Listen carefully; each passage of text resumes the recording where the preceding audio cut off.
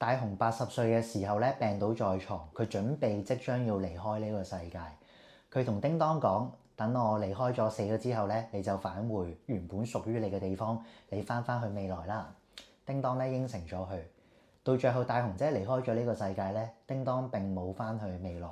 叮當選擇坐時光機去翻第一次同大雄見面嘅時候，佢第一下見到大雄咧，就同佢講第一句説話，就係咩咧？就係話：你好啊，大雄，我叫叮當。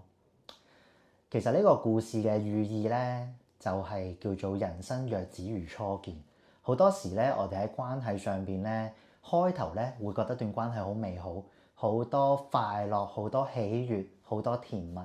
但久而久之相處耐咗咧，我哋可能嗰段關係咧都會慢慢褪色啦，開始慢慢會有摩擦啦，大家嘅睇法不一樣啦，甚至乎會有怨言啦、不和嘅時候。其實任何關係都係一樣。如果我哋真係覺得嗰段關係咧已經不如從前咧，不如嘗試坐時光機翻去第一次你同對方見面嘅時候。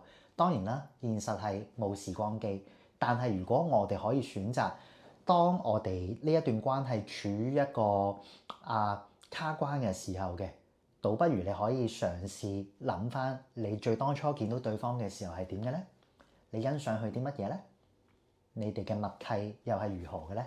如果我哋可以返回到呢一個 moment 呢個感覺呢一點嘅話咧，其實人生有好多關係上面嘅問題咧，我哋都可以去解決。